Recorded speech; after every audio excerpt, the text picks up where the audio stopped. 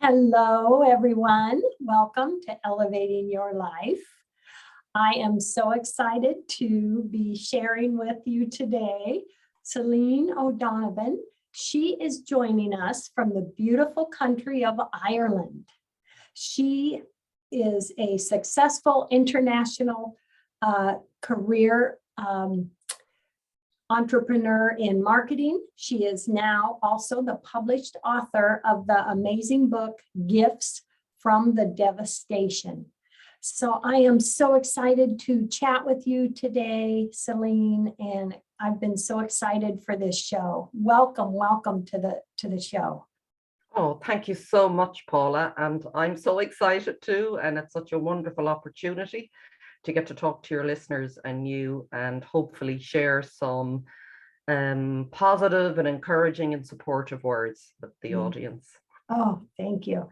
Well, first off, I'd like you to share maybe a little more of your background and what inspired you to write your beautiful book, Celine. Okay. Well, as you said, I'll try and keep it sort of fairly brief, and then we can go back over if there's any specific areas you want to talk a little bit further about. But yes, as you said, I'm from the west coast of Ireland, a beautiful place, just next stop America, we always say, because when I look out the window, I'm very close to the sea. We literally are looking west to United States. So I've grown up in a beautiful part of the world, into a lovely family, mother, father, brother, sister. And I say this to many people on the outside, I suppose, as many of us often look like, I look to have quite a charmed life. And I did for many years. As you said, I had a wonderful career in marketing. I got a great job in a bank. I met my husband there. I met my best friend there. But things started, I suppose, just even as a backdrop to that, I suppose I was always quite a sensitive child. And I always felt quite, let's say, connected to, I'd say, the non-physical world in some way. I didn't really understand it as a child, but I picked up on a lot, and I picked up on a lot of emotions. So there was that sensitivity there from a young age. But like us all, we're in the system, we're in the world. I went ahead, I went to college, got a job, everything going great. My first big, I suppose, I call it a wake-up trauma, I suppose, a big one at an early age when I was 30 was my marriage broke down. And this was someone who was my soulmate and everything. And there were a lot of reasons. I won't go into it here because it's sort of another story, but it sort of led me on a path that was deeply, just deep grief, deep trauma. It was a big breakdown in my life, but as we all do, and this is sort of leading up to the story of my cancer and my writing, I suppressed what was going on for me. I really pushed it down. I put a brave face on and I kept going. I moved to Greece for a year. I taught English there. So I took a bit of break from my career. That was a bit of a runaway experience, but it was great. And then I came back. So I had moved out of Galway. I'd moved to Dublin in the capital. That was where I had worked for 13 years. And then I returned to back here in Galway again, and I got another job in marketing at the local university. And my job was really around, and I loved this job. I worked with teenagers and I traveled the country to schools, educating them about going to college and the opportunities open to them. So I loved it, but a point started to arise, I can say maybe 3-4 years before I was diagnosed with cancer. Cracks were starting to appear in my life, is all I can say. Many people may not have noticed it, but I felt it. And I think many of your listeners will identify with this, whether in terms of the circumstances of the world right now or their own personal traumas, because we all have devastations and we all have challenges. And my big message always is, we get many wake-up calls. Life is always, the biggest message for me is life is always happening to get us on our path and get us on track, as difficult as it can be at times. When we can rise to that and look at our life in that way, it is, I can say 1000% in my experience, that has been the case. Now, it doesn't mean it's easy all the time. So as I said, as I was leading up to it, just to give a sense of some of the cracks that were appearing in my life, I was feeling quite burnt out in my job. I had loved it, but I was working harder and harder to suppress a lot of the, I suppose, emotional pain that I had experienced at a younger age. And I didn't know how to process it. And I found it difficult to talk about. So I kept working harder, and I suffered anxiety, I suffered depression at times, I dealt with addiction, a lot of different things as a way of trying to just keep going in life. And then a point came just a year before my cancer diagnosis, I had a car accident, quite a serious car accident. Now, I wasn't very badly injured, but it was very mentally, emotionally, spiritually, it really shook me up. And it was stress. I was feeling very stressed at the time in my job. I was feeling a little bit of disillusioned with the world and the system, I have to say. I had lost my passion for life. I didn't feel I had any great purpose. I didn't feel I was making a difference anymore. I was quite disillusioned with the education system and the pressure we were putting on teenagers to compete and to go to university, often when many of them, it wasn't for them, and it was very distressing and stressful for them. So there were a lot of, found the pace of life quite challenging. I had some unhealthy relationships in my life as a result of that. I had very poor boundaries. So there was a lot of things happening that were sort of leading me. I could feel it, I could feel it in my nervous system. I could feel it in my body. I had gone off track in my life. So it culminated in 2016, a year after the car accident. I found a lump, pushed it out of my mind, as many of us maybe do when we're faced with something difficult. It's challenging to have to face it. So I sort of put that to one side. And then a few weeks later, I told a friend when I was at work, and she said, look, it's probably not going to be anything, maybe just better to go to the doctor. And I did. And straight away, she referred me to the breast check clinic in Galway. And in a matter of a week, I would say I had a diagnosis of breast cancer, and then it had spread to my lymph nodes.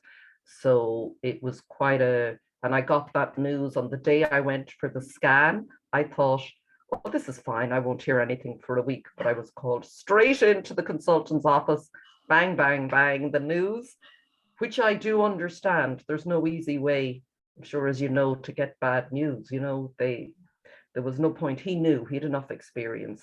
So he was very compassionate and very warm, the consultant, but it was shocking. And what I say to people, some people might find this hard to relate to, but initially there was shock, obviously, and I felt like I left my body. I just went into autopilot. It was like he was speaking to someone else. And I suppose whatever way we can survive and sort of we do what we need in the moment to just get through that. So I got that news. My biggest concern was, he said I'm going to lose my hair, which I did. I had a lot of long hair, which I no longer do. But that was, it might seem silly, but that was the only thing I could relate to. I couldn't relate to cancer. Nobody in my family ever had cancer, thank God. It wasn't in my frame of reference. I knew a lot of people, but not directly. So that was the first thing, shock. Then as I processed the news, now I was very lucky in many ways because it was a very treatable cancer, but it had still gone into my lymph nodes. So there was a lot of uncertainty, it could have gone anyway. I really didn't know.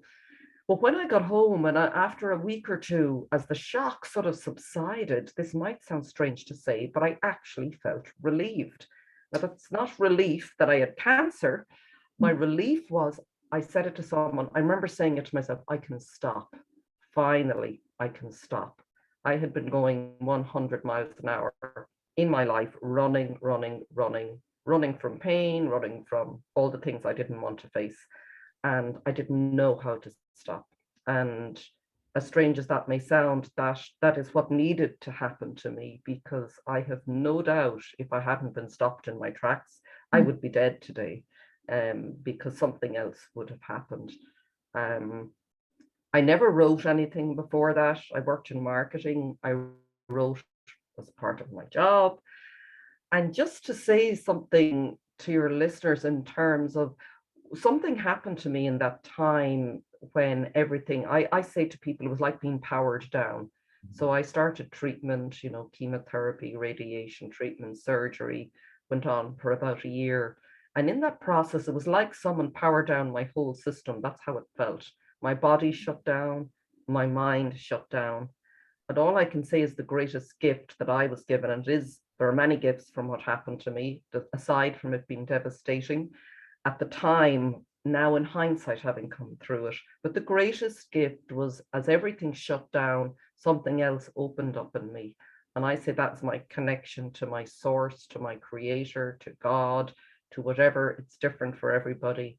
But something I can just remember, I was living alone, this stillness, this peace, this calm, everything that I had craved all my life suddenly just started to blossom. A space opened up in me is the only way I can describe it. I was there was no space in my life before, and everything was so fast. So that just, all I can say is I was ready to let go. I just let go into that. I knew I couldn't hold on to the life I had before any longer. I just didn't have it in me. I didn't want to. There was too much pain. And I described it to someone. It was like just being in a car with your hands on the steering wheel and you take your hands off the steering wheel. Yes. And out, and I just let go. And or another way, as I describe it, is when someone said it to me, you need to take this leap of faith. And I did take a leap of faith. And I think a point comes for all of us, maybe at some point. There was no going back for me. So something inside of me had decided my higher self had come in and taken over and basically pushed me out of the driving seat, come into the driving seat and said, you're getting a break now for a few years and you've got to sort yourself out and sort out your life and get back on your path. You've gone off down a cul-de-sac. We're all here with a very specific purpose. I believe that with every fiber of my being. And once we say yes to that, we are shown the next steps. And out of that, just to say, is what came writing. So I knew I couldn't go back to my old career, but I had no idea what lay ahead. I suffered with severe fatigue for 2 years, and I think that happened intentionally to keep me slowed down, because I would have raced back to my old life if I could have. So I was kept very slow, and I just one day, so I sort of said to myself, yeah, you've got to change your life, Celine, and I didn't know what to do. And then out of the blue, I bump into someone I haven't seen in 20 years. They recommend a beautiful course to me called The Artist's Way by Julia Cameron. If you've ever come across it, I'd recommend it to your listeners. A most beautiful book. And you don't have to be an artist. My first reaction was, I'm not an artist. This isn't for me. And I said, no. This is a book about we are creative beings at our core. We come from creative energy. We have to express who we are and our unique qualities and gifts in the world. And this is really what this book is about. It's about connecting you into that aspect of yourself so that you can shine and you can be joyful and you can really share your gifts with the world and be of service. And I didn't understand this at the time, but I just said yes. And this most beautiful woman who facilitated the course in her house by the sea on the west coast of Ireland, it was just the most beautiful location. Every once a week in the evening in the summer, we just sat around drinking tea. And a beautiful group of women, the most supportive group of people that were sent to me. I have no doubt they were sent to me, because in that moment, my life changed. Once I made the decision to join that course, everything changed. And I have been guided every single step of the way since then. And it was that lady who, after a few weeks of the course, said to me, Celine, you keep talking about what you're learning from this experience, as tough as it is, and as devastating as it has been, and everything fell apart. As we all know, in our breakdowns can be our breakthroughs. I know it sounds a little bit, I don't mean that in a very light way, because it's extremely challenging, but I do believe sometimes we have to nearly break down and break open to find the juice and the joy and the gift and who we really are, our essence. And it was through her. She said to me, would you think of writing? Because maybe you have something to share with the world, because you've changed and you're joyful now and something is happening. So I went home, and I really truly believe this as well. Sometimes it's other people who can unlock and have the key to unlock the next stage of our lives. Sometimes we're not ready, or we don't know how. So we're sent the right people. So it's really important to pay attention, I believe, to the people who show up. And she did, and I sat down and I wrote for 6 months, just very cathartically. But it just, I say to people, it came out in chapters. It literally came out, and it was like a download. And that was just the most beautiful, beautiful gift. I said, if nothing else happened, I felt, I never felt so connected and at one, very back into wholeness, as they say. Like I really Yes. felt I came back into the fullness of who I am. If people can relate to that, so that's what got me on the path of writing. It's maybe a long way to answer that question, but Oh my gosh, that is just so powerful and yeah, inspiring. And it's, that's so true, that we can be so busy out here and focused on one thing, where inside us is a creativity or a vision that we do not realize is there. exactly. And aren't we? We're all conditioned to look to the outer world for the answers. And Yes. and I spent my life, and if we look at what's going on in the world now, I have to say, it has helped me to have gone through cancer before it, because we're going through a collective devastation now. I went through a personal one, but it taught me I have to plug in inside. And I would say to anyone, regardless of what's going on, you need to plug out of the outer world and plug in inside, because your answers are there, your joy is there, your peace is there. As you said, your creativity, your power, your purpose, everything is inside. Oh, Yeah. so So true. That is so true. So tell the audience a bit of what they can expect going through this great book, of how it's going to be an eye-opening gift for them. Tell us a little bit of what they can expect from reading your book. okay. The first thing I'd say, although the devastation that I talk about in this book for me is cancer, I have had other devastations, but cancer is my story that really, I suppose, was the catalyst for me to have a breakthrough and transform my life. So firstly, I would say it is for anyone who has gone through cancer, but it is not exclusively for anyone who's gone through cancer. It is for anyone in life who may be struggling, who may feel, I can't go on, I'm trying to find a purpose in my life, but, or struggling in some way. So it really is for anyone. And the book is broken, just to explain, into 3 parts. The first part I called healing. And really in the first part, I take the reader on the journey of a typical person in Ireland, but it could be any part of the world, living a very typical life, looking to have it all. And I did for many years, but really just sharing. So I see this is me sharing my journey, my personal journey of awakening. I call it, to awakening to the memory of who I really am. And that cancer was the catalyst for that, but anything can be. So the first part of the story paints a picture, I suppose, of a very typical life in this modern world we live in. The stresses, the strains, the traumas, the ways we put on masks, the way we suppress, so I share that in the hope that it will resonate on some level, I think, with anyone. I then, in the second stage, I call it transformation, but that cancer was the transforming. It was the start of the transformation in my life. So I take people through what that felt like to go through a devastation, and just all of that, how that broke me down, and what as I said there, sort of broke me open, and what I found inside. But I really shared that very personally. And then in the third part of the book is what I hope is I call it the co-creative.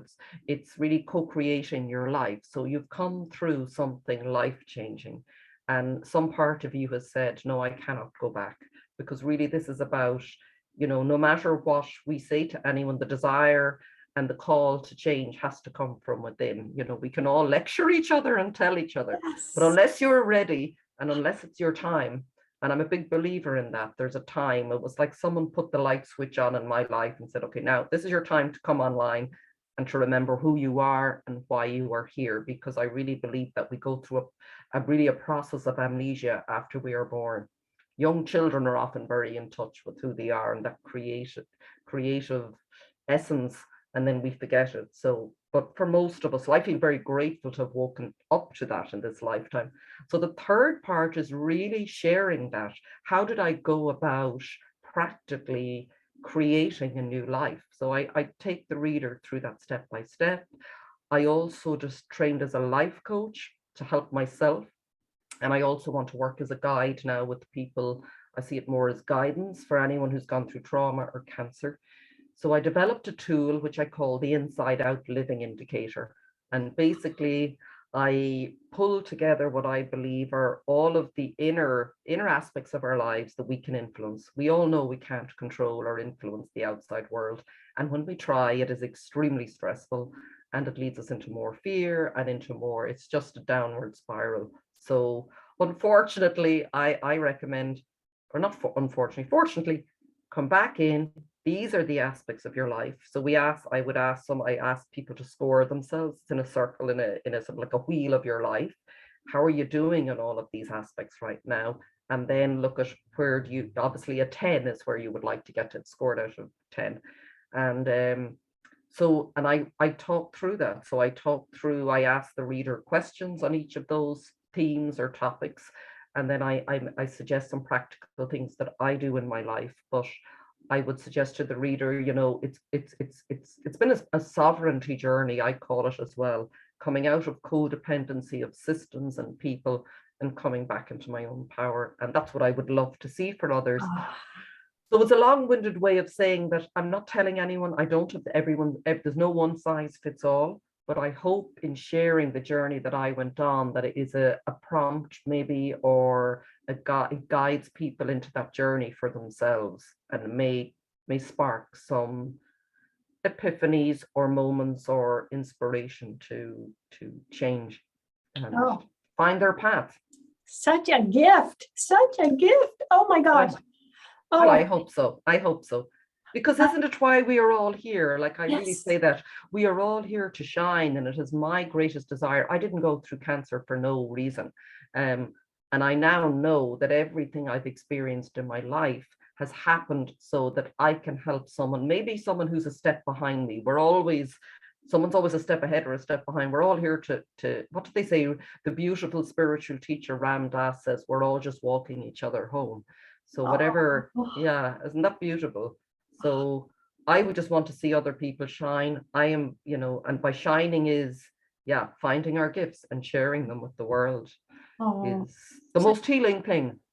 Beautiful, beautiful messages, Celine. Please share with everyone your website and any other information you can give them on how they can learn more and connect with you. And then with just about 4 minutes left in the show, give us what last message you'd like to share. Okay.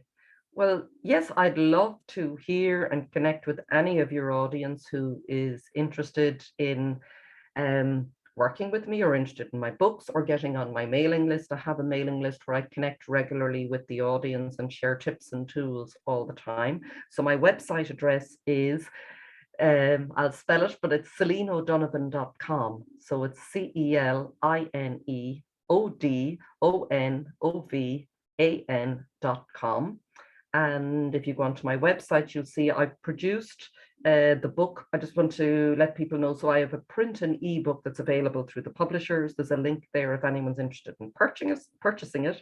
I also have an audiobook, which I just narrated myself and recorded because I just felt, the world has changed. A lot of people like to get out, don't have time, and like to listen to something. And I feel when I narrated and recorded, it was a very personal, it actually brought me a deeper level into the lessons, because I'm a few years later and I'm going back and narrating it. So it was a beautiful thing to do. And I hope for anyone who may choose to buy the audiobook that they will connect with me and my story on a slightly more intimate level. And I also mention in that, and in the book, if you want to connect with me. So I would love to hear from anyone. And I would say as well, if anyone is struggling right now or going through cancer or any other trauma like that and wants a listening ear or someone to talk to, I'm very happy to do that, and I would welcome it. So yes, I just finished my big message in the book, and I keep saying it because it's so it has changed my life, is to just, whatever you're going through, to try and even just ask the question, what if this is happening for me, not to me? What if this, as difficult and as tragic and as challenging as some experiences are, and I don't claim to have been through them all, and I'm not saying you don't go through and grieve and feel and honor your devastations, but if you then can get to the point of saying, what if this was happening for me to get me on my path, my life path that I chose here to come on, to shine as brightly and share my gifts and be of service to the world. And even just by asking that question and asking to be shown, I guarantee you 1000% you will be shown. It may not happen in the way that you believe, but you will be shown. I have not met one person who can say when they adopted that attitude that life didn't support them. And I would just say the universe will bend over backwards to support you, but you've got to take the first step. And this, I think, is often the challenge when we end up very traumatized by an experience. So I would encourage anyone to get help with processing and releasing and healing that trauma, because when we get frozen in that, we sometimes cannot find a way forward. But even just to say to yourself, I'm ready, I'm taking the choice, I'm making the choice to move forward in my life, you will be given the answers. 1000%. And there is no greater gift to you or to the world than doing that. And that is why we're here. That is why we're here. I think it's very simple, isn't it? That is just such a true and beautiful message, Celine. And really the title of your book, Gifts from the Devastation, that is just so spot on. So many times different things we're going through really can open us up to different things, or open us up to a new view of ourselves or our surroundings. Yeah, can't they? And even to give us a sense of the strength of the capacity, the power within us. If someone had told me I'd come through cancer and have gone on to write a book, I would have said they're crazy, absolutely crazy. So, and just one final thing on that is just, I had no idea, and I still don't from day to day. What I always say, you're shown the next right step in your life. I was not shown you're going to be a writer if you choose this path. I really didn't know what lay ahead. I literally took a leap of faith. I just said, okay, I'm jumping out, I'm letting go, and I was shown. So just know, and I heard that before, the next step is lit up for us, but we're never shown the end destination, because, life doesn't work like that. You can't just jump. What does someone say to me? There's no shortcut to wisdom. And I like that. Oh, I like that. Isn't that nice? Isn't that nice? We have to experience. We have to experience. Yeah, we sure do. Celine, thank you so much for joining us today. This was so fantastic. I'm so grateful. Oh, well, thank you. You're welcome. Everyone out really there, enjoyed thank you for joining Celine and I. So grateful. Oh, love, hugs, and blessings. Celine, love, hugs, and blessings. Love, hugs, and blessings. Really big, long hug heading to Ireland right now. And right back across the Atlantic Ocean. Thank you so much. Have a beautiful day, everyone. Oh my gosh, we are blessed. Thank you. Thank you to all your listeners.